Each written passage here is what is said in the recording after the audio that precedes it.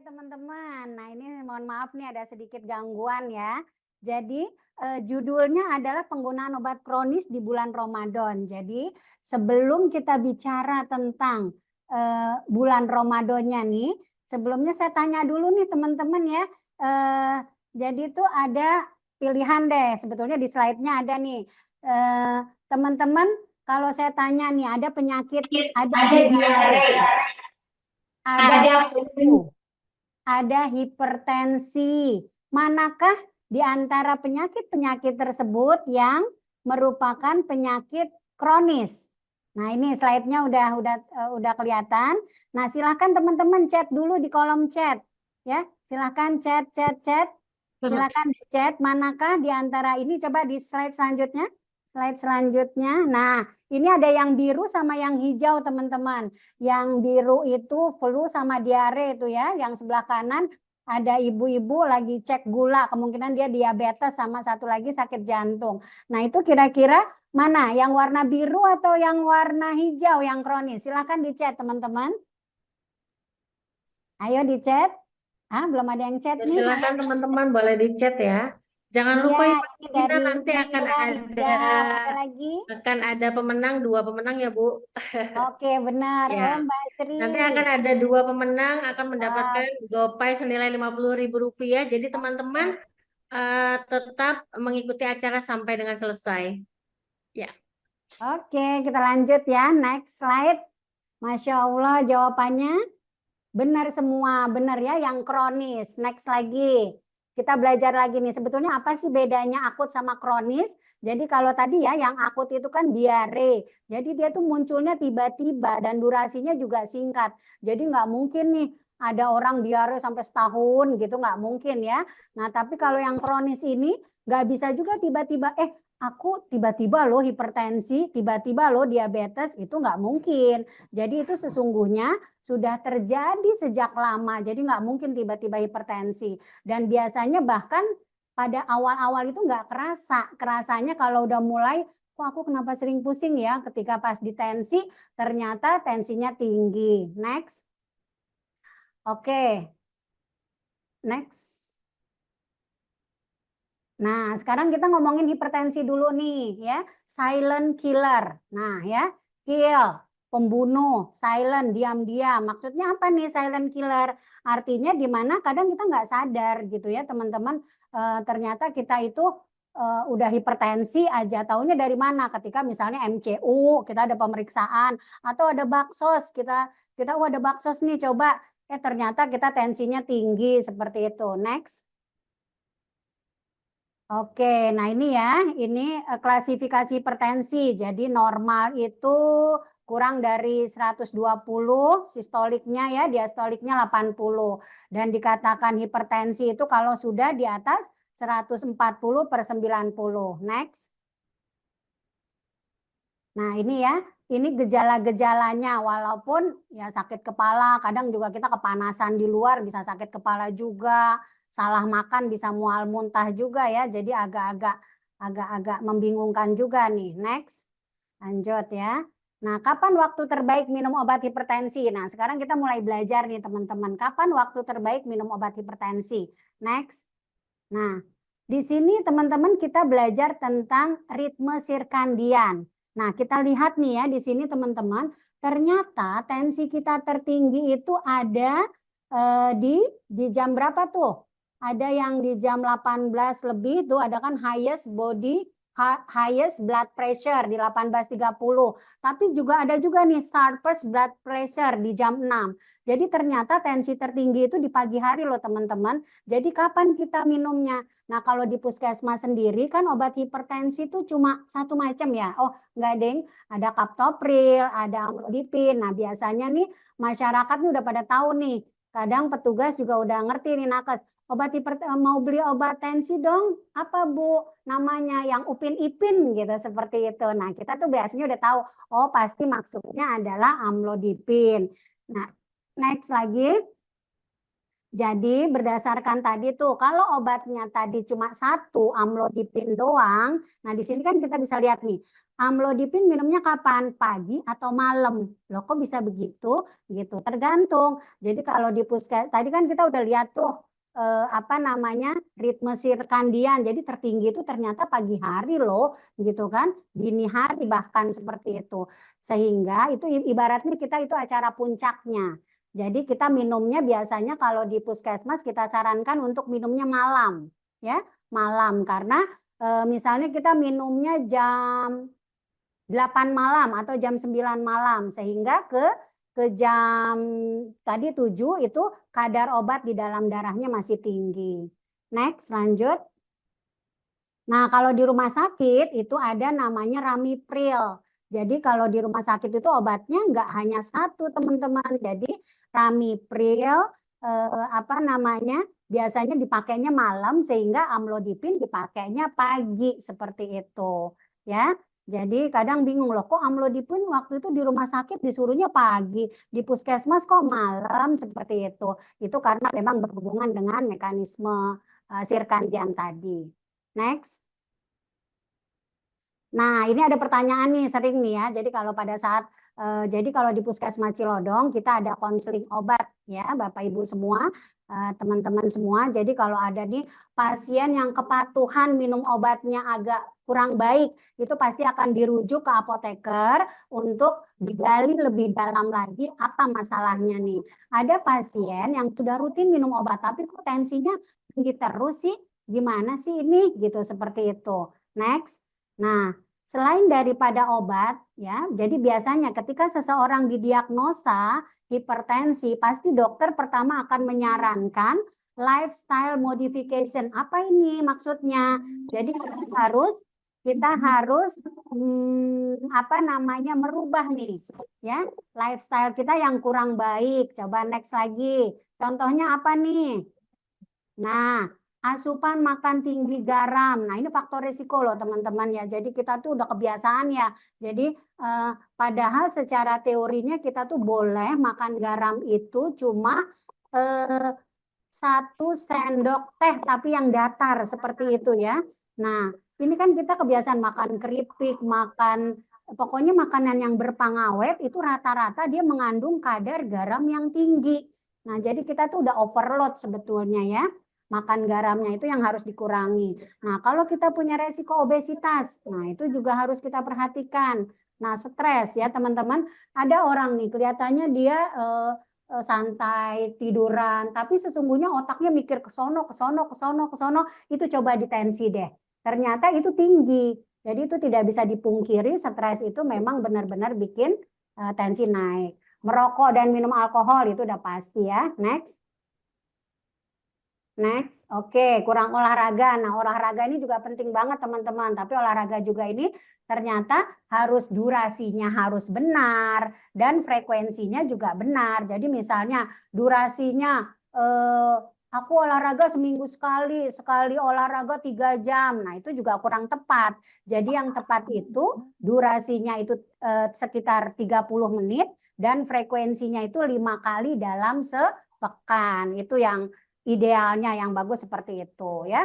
Nah, ini juga kurang istirahat, tidur nih. Jadi ya, bahkan kalau kita nih yang muslim, jadi Rasulullah tuh bahkan ada di hadisnya. Jadi Rasulullah tuh tidurnya ba'da Isya. Jadi nggak suka nih ngobrol-ngobrol abis Isya. Nah, seperti itu. Dengan pola tidur yang seperti itu luar biasa efeknya ya buat kesehatan.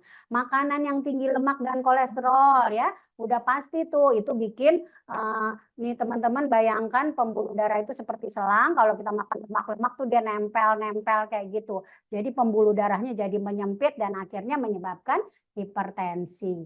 Next. Oke, next slide. Nah, teman-teman, ini ada pertanyaan nih. Nah, next lagi sebelumnya, slide sebelumnya. Nah, jadi pada saat konseling itu, maksudnya ke atasnya lagi. Nah, ya ini, ada 3 pertanyaan nih yang suka disampaikan. Mohon maaf sebelumnya, yang pertanyaan. Naik lagi. Ya, ini dia. Nah, ini ada 3 pertanyaan yang suka disampaikan. Naik lagi, yang pertanyaan tadi, maaf. Yang 3 pertanyaan tadi turun ya, namanya turun apa naik? Bukan, naik. Nah, ini dia. Nah, teman-teman, pada saat konseling nih, saya sering menemukan ya, ada gini, tensinya kalau sudah normal berarti obatnya nggak perlu diminum kan, Bu? Nah, ini ada 3 pertanyaan yang nanti akan coba saya jawab ya. Terus ada lagi, emang benar obat hipertensi itu harus diminum seumur hidup? Nah, terus ada lagi, Bapak tadi tensinya berapa? Kan biasanya dirujuk ya sama dokter, terus saya tanya, tadi tensinya berapa, Pak? 200 kayaknya sih gitu. Tapi saya nggak ngerasain apa-apa gitu. Saya nggak pusing. Nah, seperti itu tuh sebetulnya gimana? Bagus nggak sih yang kayak gitu? Oke, next. Jadi teman-teman, next. Nah, ini. Jadi pembuluh darah kita, bayangkan tuh banyak sekali kayak kabel-kabel ya, kayak selang pembuluh darah kita di dalam tubuh tuh seperti itu. Lanjut. Next. Nah, ini kayak selang ya. Jadi kalau yang atas tuh kayak tensi rendah tuh. Jadi alirannya kecil gitu. Nah, kalau yang bawah itu kayak tensi yang tinggi, kenceng banget seperti itu. Next. Lanjut. Nah, kalau tadi pertanyaan, aku tensinya 200 loh, tapi kok nggak ngerasain apa-apa ya, nggak pusing, nggak apa gitu. Itu sesungguhnya alarmnya mati teman-teman ya. Jadi tubuh kita itu yang bagus itu ketika kita 140 kok udah mulai pusing ya. Nah, itu bagus, artinya alarm kita nyala gitu. Tapi ketika misalnya kita tensi tinggi, tapi kita paksakan buat kerja, aduh kerjaan banyak nih, nggak mungkin nih, kayaknya gue harus paksa nih. Akhirnya terjadi kompensasi. Tubuh kita berusaha nih, jantung kita memompa lebih kencang karena supaya jangan stroke gitu kan, seperti itu. Ginjal kita bekerja lebih berat lagi, itu namanya kompensasi. Ya, next. Next slide. Nah, ini ya tadi yang saya ceritakan ya, pompa. Ya, jantung itu seperti pompa, ya, itu memompa ke seluruh tubuh ya, seperti itu. Jadi makanya itu, nah di sini kita tahu nih, jantung memompa sekitar 7.600 liter darah setiap harinya, 5 liter per menit. Tapi kalau pada penderita hipertensi yang masuk itu bisa sampai 20 liter per menit. Akhirnya kan jantung harus memompa kerja ekstra. Next, itulah yang membuat jantung bekerja keras tuh. Sehingga terjadilah jadi hipertensi, diabetes bisa dibilang sebagai ibunya penyakit. Jadi nanti dari situ lahirlah anak-anaknya penyakit. Salah satu anaknya adalah ini nih, jantung. Kita lihat yang sebelah kiri itu jantung normal, sebelah kanan jantung bengkak. Jadi dia lebih menebal ya, dinding jantungnya seperti itu. Next. Kemudian nah, ini yang dikhawatirkan ya teman-teman. Jadi stroke itu jangan sampai ya. Jadi obat itu harus diminum benar-benar. Jadi benar. Tadi pertanyaan kedua, apakah obat harus diminum setiap hari? Betul. Seumur hidup? Betul. Sampai nanti dokter. Ya, keputusannya ada dokter yang akan mengurangi dosisnya atau dokter akan yang memutuskan stopnya itu dari dokter. Jadi Bapak Ibu semua, teman-teman semua ya harus rajin kontrol ke dokter. Jadi seperti itu. Jadi harus minum obat teratur. Tadi pertanyaan pertama, tensinya normal, tapi emang harus minum obat terus, bukannya nanti ngedrop lagi ya. Bapak Ibu tensinya normal itu karena minum obat. Dia yang masuk. Jadi tensi normal itu karena minum obat ya. Jadi ya memang harus terus diminum obatnya. Terus pertanyaan kedua tadi seumur hidup, betul, karena tadi di depan kita jelaskan kalau penyakit kronis itu terbentuknya nggak tiba-tiba, terbentuknya lama sehingga pengobatannya juga lama. Jadi mindsetnya itu harus dirubah. Aku belum minum vitamin nih gitu. Jadi jangan aduh capek minum obat terus, jangan kayak gitu. Jadi kebetulan dulu saya juga sebelumnya di harapan kita tuh obatnya banyak banget. Jadi obat hipertensi aja ada sampai 5 macam. Jadi nggak cukup nih satu macam obat, nggak puas gitu cukup. bukan di rumahnya. Gitu. Aku bener-bener tahun lalu Mohon maaf, kayaknya ada yang bocor ya. Boleh dibantu? Ya, terima kasih. Jadi obat hipertensi aja bisa sampai 5 macam gitu ya. Kalau di puskesmas kan paling cuma satu amlodipin doang. Jadi ya itu yang harus kita syukuri. Kadang kan maksud capek Bu, udah minum obat, udah 2 tahun saya minum obat, capek banget, udah males gitu ya. Nah, seperti itu karena belum tahu ada yang obat hipertensinya 5 macam, obat diabetesnya 5 macam. Ada yang seperti itu. Next. Nah, oh ya, mohon maaf naik lagi ke stroke tadi. Ya, jadi jangan sampai ini terjadi ya Bapak Ibu semua teman-teman. Karena kalau kayak gini pasiennya susah, ngomong susah, mau minta apa-apa susah. Yang ngurusnya juga susah. Nah, jangan sampai ini terjadi karena ya nanti jadi susah semua, ujian buat semua gitu, seperti itu. Oke, next. Wah, udah ada yang nanya nih ya. Oke, nanti kita bahas ya. Selanjutnya adalah komplikasi selanjutnya adalah nah ini ginjal. Teman-teman pasti udah tahu ya. Dulu pelajaran waktu SD kita udah belajar jantung tugasnya memompa darah, ginjal tugasnya menyaring darah. Nah, kalau yang disaring biasa gitu sih enak, tapi kalau yang disaringnya itu kenceng banget itu saringan bisa jebol ya. Banyak kasus ginjal dikarenakan ya hipertensi. Next. Next, selanjutnya. Terus mata ya, mata udah pasti nih tuh sampai pembuluh darah matanya merah-merah begitu ya. Itu juga karena hipertensi. Next. Nah, ini ada pertanyaan lagi nih, ibu hamil minum obat hipertensi emang nggak bahaya ta? Ya. Jadi pertanyaannya seperti itu. Next, untuk ibu hamil nih harus mulai nih ya. Jadi teman-teman nih ada Mbak Ica di sini ya yang lagi hamil, Mbak Derby ya. Ini harus mulai belajar nih. Jadi cari aja di Google, gampang kok. Kata kuncinya adalah Pregnancy Safety Index. Nah, jadi nanti kalau mau minum obat apa-apa, ketik dulu ini. Pregnancy Safety Index. Nah, ini maksudnya apa tuh, Bu? Nanti keluarlah ada A, B, C, D, X. Nah, jadi yang aman itu A dan B, ya. Jadi kalau yang C ini tuh apa artinya? Jadi faktor apa? Studi pada hewan telah memperlihatkan adanya efek samping. Jadi ini obat diuji kepada hewan, ternyata hewannya cacat. Nah, seperti itu. Sehingga penggunaannya harus hati-hati. Nah, tapi kalau pada manusia tidak ada studi terkendali pada wanita hamil. Jadi pada hewan udah positif gitu. Jadi penggunaan untuk yang kategori C ini sesuai dari rekomendasi dokter ya. Oke, next.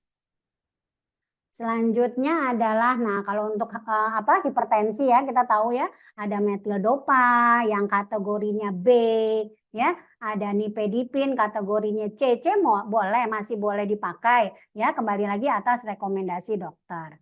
Next.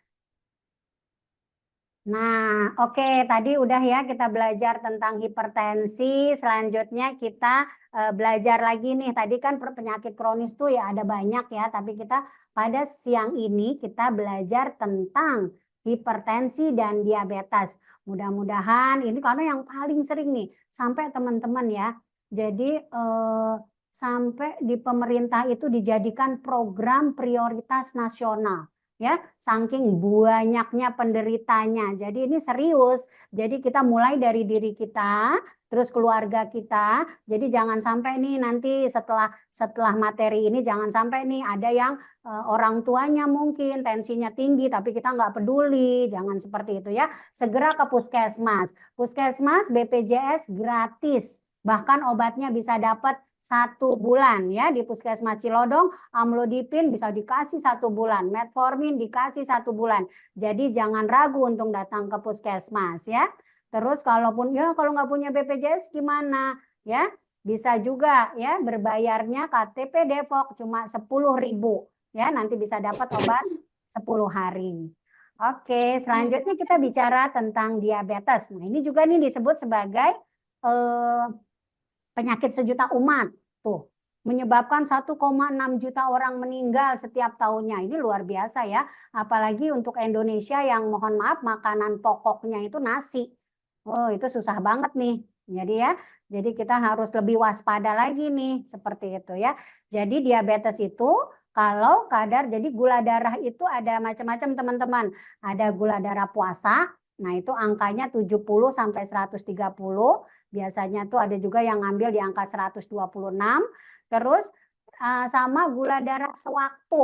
Jadi gula darah sewaktu ini yang bagus nih gula darah puasa teman-teman. Karena kalau gula darah sewaktu tuh suka bikin rancu. Rancunya gimana nih?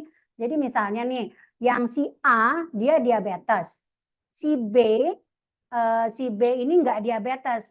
Nah, si A ini dia dari pagi nggak makan apa-apa. Sementara si B habis makan bakso, makan teh pucuk. Wah, selain teh pucuk nambah lagi Coca-Cola.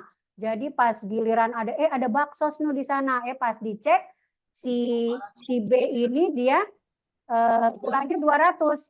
Sementara si A gulanya 150. Nah, 150 itu kan berarti gula darah puasa. Ya, itu sudah di atas normal. Kalau si B sebetulnya 200 itu masih bisa dikategorikan normal ya kalau untuk yang gula darah sewaktu, tapi perlu dipertegas lagi penegakan diagnosanya perlu ditegakkan lagi. Oke, next. Selanjutnya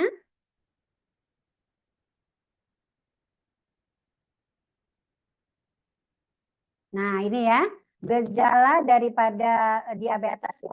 Sering haus ya. Kalau sekarang kita haus semua pasti ya teman-teman ya. Sering buang air kecil, nah terutama malam hari. Nah, itu udah mulai harus diwaspadai. Lapar melulu, berat badan menurun drastis tanpa alasan, gampang lelah. Nah, oleh karena itu ya kita harus rajin general check up ya. Khususnya lagi yang udah usia 40 ke atas. Nah, itu udah fardu ain deh, udah wajib banget untuk sering-sering cek ya teman-teman ya, dicek di puskesmas juga ada loh pemeriksaan gula ada, hipertensi ada ya, jadi seperti itu kudu dicek ya. Next, lanjut. Jadi sekarang tuh nggak ada alasan misalnya nggak punya uang gitu, apalagi Depok ini sudah UHC. Apa itu UHC? Pokoknya semua warga Depok harus punya jaminan kesehatan ya. Jadi kalau sakit nih tiba-tiba sakit parah demam udah 3 hari, apalagi sekarang zamannya DBD, nggak punya BPJS langsung masuk rumah sakit ya, langsung masuk rumah sakit insya Allah bisa. Oke, next. Nah, ini obat diabetes. Nah, ini ada metformin. Nah, ini 1-3. Maksudnya bisa yang 1 kali pagi doang atau pagi siang sore, itu tergantung daripada dosis yang diberikan oleh dokter. Ada glimepirid ya. Minumnya pagi sebelum makan. Kalau metformin sesudah makan. Glibenclamid juga pagi sebelum makan. Next. Lanjut. Oke, nah ini tadi ya, ini buat ibu hamil lagi nih, ibu hamil metformin itu B ya. Oke, lanjut. Nah ini Oma, saya sampai jam berapa ini waktunya? Masih ada waktunya kan, Oma nanti kalau itu disampaikan. Masih ya, oke terima kasih. Nah ini diabetes. Apakah obat diabetes harus diminum setiap hari? Nah ini jawabannya sama banget sama yang tadi di depan. Benar, karena diabetes itu termasuk penyakit kronis. Jadi nggak tiba-tiba nih diabetes. Diabetes tuh udah dari bertahun-tahun. Seperti itu. Next. Jadi dari sebelumnya tuh, nah ini ya. Nah ini juga ada nih orang, Bu waktu itu aku udah normal gitu ya. Gula darahnya udah normal, sesungguhnya itu yang namanya remisi. Next, remisi ini apa sih? Jadi sama tadi, next lagi. Nah ini remisi adalah hilangnya tanda atau gejala suatu penyakit. Tapi remisi bukan berarti sembuh. Sama seperti ketika tadi, saya udah normal, berarti nggak usah minum obat hipertensi ya, nanti ngedrop lagi. Bukan seperti itu ya teman-teman. Next, lanjut. Nah ini, tadi kan analoginya hipertensi kayak selang ya. Kalau selang yang kencang banget sampai sama selang yang ini. Nah kalau ini, kalau orang diabetes, teman-teman bayangkan, yang sebelah kiri itu adalah segelas air putih. Itu sama seperti darah yang normal. Sedangkan yang di sebelah kanan itu air putih tapi dikasih gula yang banyak. Akibatnya jadi seperti apa? Jadi seperti minyak, jadi seperti jelly. Nah itu bayangkan jantung kita tadi yang tugasnya memompa. Pasti dia berat sekali ya. Terus bayangkan juga ginjal kita yang tugasnya menyaring. Pasti berat sekali. Banyak sekali orang yang gagal ginjal karena diabetesnya sampai 500, 600 seperti itu. Ada juga yang hipertensi jantungnya bengkak karena tensinya 200 tapi suka dicuekin. Seperti itu ya. Next. Nah, ini ya komplikasi dari diabetes, sama nih, mata juga sama kayak tadi, jantung juga sama, ginjal juga sama. Apalagi nih neuropati diabetik nih, biasanya orang-orang diabetes udah mulai apa kram-kram, kebas-kebas, bahkan nanti mati rasa neuropati ya. Bahkan nanti nggak kerasa tuh kalau kakinya luka, tiba-tiba udah bonyok aja ya seperti itu ya. Nah, itu jangan sampai terjadi, teman-teman ya. Next. Nah, efek samping. Oke, lanjut next efek sampingnya. Nah, untuk metformin. Nah, metformin itu ada beberapa pasien yang mengeluh dengan aduh mohon maaf ini salah ketik kayaknya ya. Jadi biasanya dia ada masalah di saluran cerna. Begah lah.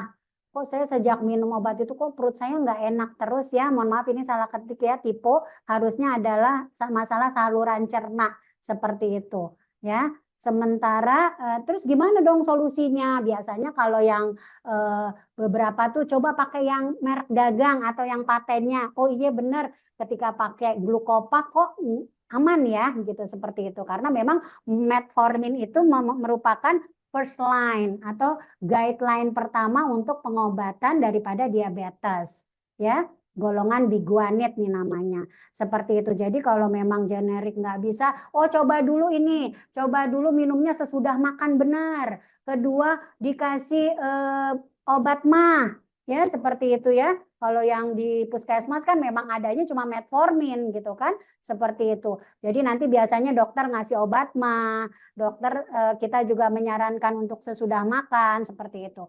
Nah, kalau glimepirid sama glibenclamid, nah ini apa itu hipoglikemi? Jadi teman-teman kalau gula apa kadar gula tinggi itu namanya hiperglikemi. Tapi Jam 3, oi. bocor. Kata dulu. Jam 3. Ya, oke. Terima kasih. Jadi kalau untuk golongan sulfonil urea ini, nah kebanyakan tuh pada pusing, lemes. Nah ini kan minumnya kapan? Dia minumnya pagi sebelum makan. Tapi jangan lupa, jadi ketika kita minum itu sudah tersedia makanan. Jangan nih biasanya ibu-ibu nih minum glimepirid. Tapi nanti habis itu belanja dulu, nyuci dulu, nyetrika dulu, sampai lupa. Akibatnya itu obatnya sudah bekerja tapi makanannya nggak ada, akhirnya keliengan deh tuh seperti itu. Jangan ya. Jadi ketika kita minum glimepirid atau glibenclamid, posisinya tuh kita udah punya makanan ya. Jadi seperti itu. Jadi 15 menit 30 menit sudah harus makan. Next. Nah, ini banyak banget nih. Banyak banget nih pernyataan dari masyarakat yang bilang gini, "Ih, jangan kebanyakan minum obat. Bahaya loh nanti ginjalnya rusak." Nah, terus ada lagi mendingan juga herbal. Nih, keren nih. Dia bisa hipertensi, diabetes, jantung, segala macam bisa. Nah, coba teman-teman, nih jadi biar saya nggak ngomong. Ada yang bocor ya. Nih, teman-teman, coba nih biar memastikan bahwa saya tidak sendiri, coba di chat ini fakta atau mitos ya? Bahwa obat herbal itu aman tanpa efek samping. Ayo ditunggu chatnya, chat. Ayo, mendingan juga minum obat herbal aman tanpa efek samping. Mitos, terima kasih Mbak Maya, Mbak Himni, mitos. Ada lagi yang, iya, oh mitos. Masya Allah, udah pada pinter ya. Oh, Mbak Aska, terima kasih mitos. Mbak Meila juga tadi. Oke, next slide. Luar biasa ya. Ini audiensnya. Oke. Next. Nah, jadi Syafira, terima kasih. Mitos juga ya. Iya, Tiara, terima kasih. Jadi kita bahas di sini ya. Jadi saya sebagai apoteker bukan berarti alergi nih sama jamu-jamuan herbal-herbalan. Saya juga belajar tentang obat herbal. Nah, obat siapa nih Pak Dimas? Ada yang nggak ngerti katanya orang mudeng. Ya, oke nanti dijelasin ya Pak Dimas ya. Jadi banyak nih di masyarakat bilangnya gini, udah jangan kebanyakan minum obat, nanti ginjalnya rusak. Mendingan nih makan bawang putih, makan seledri gitu, aman tanpa efek samping. Ya, teman-teman, di sini saya jelaskan. Kalau amlodipin itu hanya satu zat aktif. ya. Sementara kalau bawang putih itu kalau kita lihat, wow, ada ratusan zat di situ. Belum tentu kita perlukan semua. Jadi seperti itu. Mana sih zat dari ratusan zat itu? Paling hanya 1-2 yang bisa menurunkan tensi seperti itu. Nah, sementara ada nih, kalau kita misalnya nih, kan kebanyakan kalau ada yang sakit tuh semua orang ya luar biasa ya peduli sama kita. Nanti udah minum ini bagus banget loh, ini pokoknya bagus banget. Nah, teman-teman belajar nih, ada logo di obat itu pasti ada logonya ya. Jadi kalau yang pertama adalah jamu. Nah, kalau jamu itu dia itu baru secara empiris. Empiris itu apa sih? Dipercaya. Jadi bawang putih dipercaya bisa menurunkan tensi, baru dipercaya teman-teman ya. Seperti itu. Terus di atasnya jamu ada namanya herbal terstandar. Nih, kalau teman-teman lihat nih contohnya apa sih kalau herbal terstandar? Mungkin teman-teman bisa lihat di tolak angin. Tuh ya. Kalau pada punya tolak angin dilihat deh. Itu lambangnya apa sih? Ternyata dia herbal terstandar. Dia ini sudah diuji tapi baru uji praklinik ya, uji toksisitas pada hewan. Jadi tikusnya masuk angin kali ya, terus dikasih tolak angin. Oh iya, sembuh dia segeran ya. Itu namanya herbal terstandar tuh sudah diuji, tapi baru pada hewan. Nah, yang tertinggi di dalam dunia perherbalan itu adalah fitofarmaka ya. Fitofarmaka itu sudah diuji kepada manusia, tapi skalanya kecil. Terus tanya lagi, obat hipertensi ada nggak yang fitofarmaka, Bu? Mohon maaf, belum ada gitu ya. Paling yang kita tahu nih Stimuno, yaitu fitofarmaka ya. Apalagi ya? Nah, mungkin teman-teman ada yang mau sharing ya fitofarmaka yang dikenal ya seperti itu. Tapi setahu aku baru itu. Next. Nah, ini kalau penggolongan obat kimia. Nah, kalau obat kimia tuh apa nih? Nah, kalau ini sudah terbukti khasiatnya dan keamanannya. Ya, sudah diuji klinis. Oke, siap. Waktunya 7 menit lagi. Sudah terbukti keamanannya. Jadi sudah diuji klinis di skala besar, teman-teman ya. Bahkan sampai ribuan nih. Jadi kalau mau nguji nih ketika yang nemuin pertama amlodipin, itu dites. Ya, siapa yang mau ikut uji coba gitu kan, yang hipertensi dikasih obat, nih minum, ditanyain satu-satu, Bapak apa yang dirasa? Pusing. Nanti ditulis tuh di brosurnya amlodipin, pusing. Bapak apa yang dirasa? Nah, seperti itu namanya efek samping, itu ceritanya begitu pembuatannya ya teman-teman ya. Oke, wah ini udah ada pertanyaan ya. Jadi seperti itu. Next, lanjut. Nah, ini nih obat herbal tuh. Ini apa namanya? Ini insulfit. Nah, ini obat untuk membantu meringankan gejala kencing manis. Nah, ini obat orang tuanya Kakak Himni nih, karena yang bikin PowerPoint ini Kakak Himni sama Kakak Aska. Jadi ini obat bapaknya ditampilkan di sini. Jadi kalau kita lihat ini apa, jamu ya. Jamu itu tadi apa ya? Baru secara empiris, belum diuji ya teman-teman. Sementara yang metformin sudah diuji klinis. Next.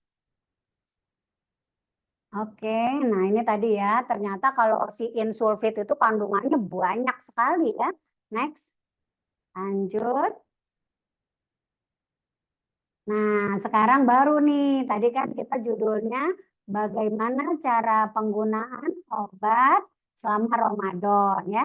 Jadi kita gimana nih cara minumnya nih? Kan kita cuma buka sama sahur doang. Nah, next ya. Next lagi. Pada prinsipnya, nah ini nih kita belajar nih farmakologi nih ceritanya. Oh, farmakokinetika ceritanya. Apa ini? Jadi ketika obat itu masuk, nanti kadarnya tinggi, tapi lama-lama itu turun. Makanya kenapa kok ada obat yang 1 kali, ada obat yang 3 kali. Itu karena durasi atau masa kerjanya. Kalau kerjanya cuma 8 jam, berarti 24 dibagi 8, berarti dia 3 kali sehari. Ya, teman-teman mungkin ada yang pernah minum obat antivirus, ya 5 kali sehari loh dia. Berarti berapa? 24 dibagi 5, ya sekitar hampir 5 jaman kurang ya. Tiap 5 jam harus minum karena memang apa namanya dia durasi kerjanya pendek. Jadi buat yang dapat antivirus ya sebaiknya nggak usah puasa dulu, nggak apa-apa, nanti dikodok ya gitu, karena kalau udah 5 kali agak susah juga ya. Next. Oke, alhamdulillah ya peserta kita standby ini di angka 55, alhamdulillah ya. Jadi untuk yang misalnya contohnya obat hipertensi kaptopril, dia itu frekuensinya 2 sampai 3 kali sehari. Nah, itu tapi kalau 2 sampai 3 kali sih masih bisa diakalin ya, buka, sahur sama mau tidur ya. Tapi bisa juga kalau repot atau kalau nggak yakin bisa nih ngomong sama dokter untuk diganti untuk golongan yang kerjanya panjang ya, seperti lisinopril atau amlodipin ya. Itu nanti dokter yang akan merekomendasikan. Next. Nah, tadi ya kalau 3 kali tadi kan buka, mau tidur atau tengah malam sama sahur. Next. Oke, alhamdulillah sudah selesai. Terima kasih Oma. Diserahkan lagi kepada MC kita. Baik, terima kasih Bu Elvina. Wah, teman-teman semua, sepertinya sangat antusias sekali ya Bu ya. Karena materinya sangat-sangat menarik. Karena memang hipertensi dan diabetes itu penyakit PTM terbanyak ya sampai saat ini. Oke, baik teman-teman. Nanti bagi yang ingin bertanya, boleh melalui chat ya. Atau boleh raise hand ya, boleh juga ya. Ini di sini sudah ada penanya pertama, boleh sebentar. Ya, sepertinya tadi di chat ada beberapa pertanyaan ya, Oma. Ya, boleh dimulai dari chat ya. Boleh. Tadi ada Pak Dimas ya. Pak Dimas bertanya, Bu. Ya, boleh. Apakah ada efek sampingnya kalau kita tuh minum obat darah tinggi? Efek sampingnya tuh apa sih gitu? Nah, Langsung dijawab atau bagaimana Bu? Langsung dijawab ya Bu. oke, kayaknya langsung dijawab aja nih. Baik, baik. Jadi memang apa namanya? Setiap obat pasti punya manfaat dan punya efek samping. Tapi manfaatnya jauh lebih besar daripada efek sampingnya. Jadi kadang begini, ada yang memutuskan. Jadi hipertensi, aku mah nggak mau efek samping. Lihat aja tuh di brosur, serem banget banyak. Aku mah nggak coba aja. Itu sudah ada penelitiannya. Orang yang memilih meminum obat dengan orang yang tidak mau minum obat itu udah ada penelitiannya, sudah pasti lebih baik yang memutuskan untuk minum obat ya. Kalaupun ada efeknya ke ginjal itu nanti pasti akan dipantau sama dokter ya. Biasanya setiap beberapa bulan sekali dokter akan mengecek fungsi hati, fungsi ginjal, tapi kembali lagi itu lebih kecil daripada manfaat obat tersebut. Bayangkan kalau hipertensi nggak minum obat jadinya stroke. Waduh, repot ya. Seperti itu. Oke, lanjut Oma, pertanyaan selanjutnya.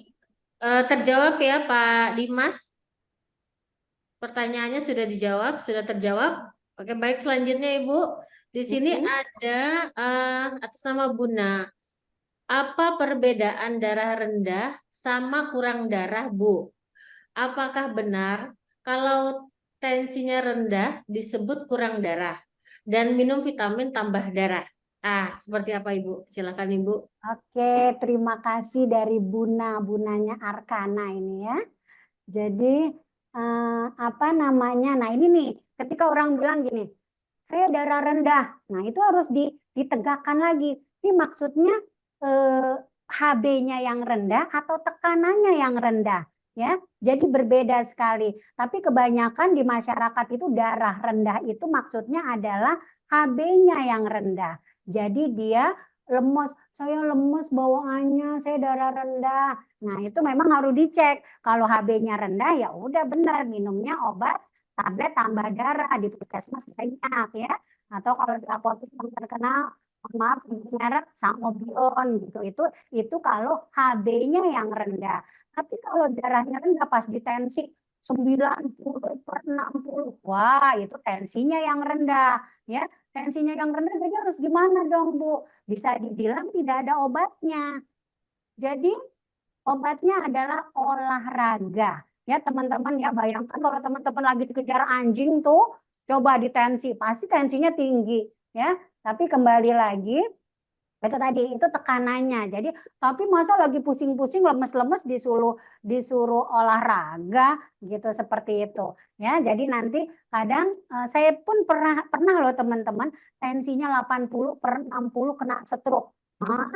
Bisa toh, bisa. Jadi bukan hanya darah tinggi yang bikin stroke, tekanan darah rendah yang terlalu rendah pun bisa bikin stroke. Nah, obatnya gimana? Dokter ada di ICU tuh banyak obat-obatan yang buat naikin tensi, yang tensinya 40 lah, tensinya 50, tensinya 30, ada obatnya. Tapi terus saya akhirnya diapain waktu itu? Di infus NaCl.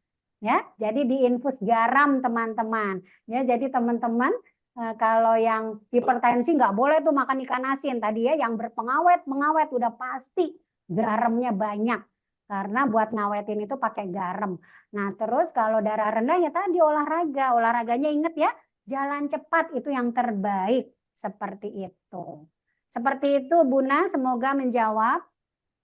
Oke, terima kasih. Terjawab Oma, ya. di sini ada Pak Terima kasih, Polisi, Ibu. mungkin bisa disapa itu Bapak Trip. Terima kasih sudah bergabung Oh di. iya, selamat. Terima kasih. Terima kasih sudah bergabung di acara Intan sore hari ini. Ibu izin masih ada yang bertanya. Masih boleh 2 atau 3 penanya lagi ya, Bu? Boleh, boleh, boleh. Di sini ada Sri Wijiati. Izin tanya, Bu. Glimeprilit biasanya kan direkomendasikan pagi kalau puasa minumnya. Jadi kapan, Bu? Tetap pagi atau berubah? Maksudnya diminumnya tuh harusnya pagi atau ada perubahan kalau selama puasa, mungkin seperti itu ya. Oke, ya, terima kasih pertanyaannya. Ini teman sejawat saya ini, Ibu Apoteker Sri ya. Jadi memang minumnya tetap pagi. Jadi bangun tidur, ya ibu-ibu bangun tidur langsung minum glimepiridnya. Habis itu nyiapin sahur deh. Jadi tetap tidak berubah. Kalau untuk glimepirid nggak berubah, tetap di pagi. Lanjut. Oke, baik, terima kasih. Selanjutnya, Ibu Nita, ini ada pertanyaan Bu Elfrina mau tanya, sejauh mana kita boleh mengkonsumsi obat herbal? Apakah untuk penyakit ringan-ringan saja atau bagaimana, Ibu? Terima kasih. Oke, pertanyaan yang baik sekali. Jadi tadi saya sampaikan bahwa saya tidak alergi dengan obat herbal karena saya pun belajar obat herbal. Tapi kembali lagi, ketika tensi kadang sering nih gitu, pasien ini saya enggak, saya pokoknya maunya minum obat herbal. Saya maunya makan jus mengkudu, jus seledri gitu. Boleh, tapi ayo kita cek.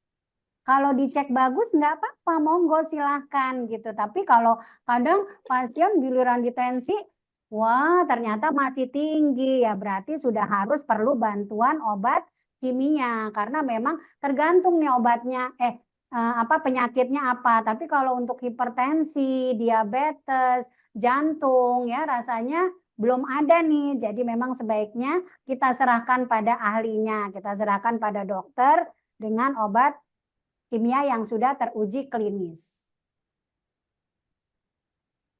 Baik, sudah. Terima kasih, Ibu. Mudah-mudahan terjawab. Ibu, satu pertanyaan lagi boleh ya, Ibu? Boleh. Ya, satu pertanyaan lagi, teman-teman. Mau info, di kolom chat sudah ada link. Silakan diisi. Nanti boleh diisi kesimpulan, isi materi kita apa saja.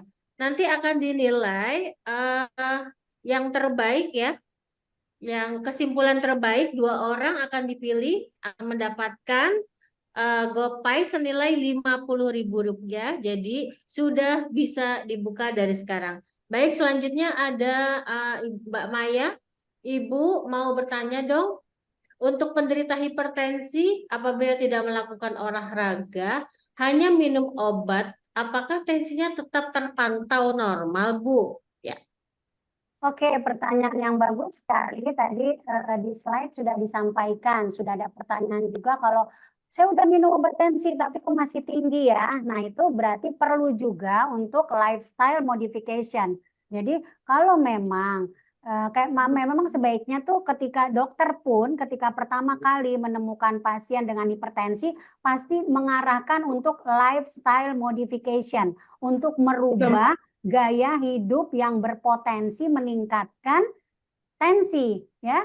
Kebanyakan makan junk food, semua junk food itu pasti pakai pengawet dan pengawet itu semuanya pasti garam ya teman-teman ya, sodium atau garam ya, monosodium glutamat itu sodium udah pasti pengawet. Jadi tetap kita harus optimalisasi dulu gaya hidup. Kalau gaya hidupnya udah dioptimalisasi masih tinggi, perlu kita bantuan obat. Jadi memang seperti itu harusnya. Jadi kita optimalisasi gaya hidup baru bantuan obat. Jadi kalau obat saja ya bisa aja. Yang penting teman-teman tuh harus tahu target terapi ya. Target terapi tuh harus tahu. Jadi jangan sampai ibu tadi tensinya berapa? Nggak tahu. Terus ditanyain nggak tahu, nggak boleh gitu. Jadi kalau pasien-pasien cilodong tuh harus ada PR-nya. Jadi ibaratnya gini kalau ngadep, ini sekarang ibu rapotnya merah, ya. Nanti bulan depan ketemu saya lagi, rapotnya harus udah cakep, nggak boleh merah lagi. Dengan cara minum obat secara teratur dan harus tahu merah itu berapa nilainya, ya.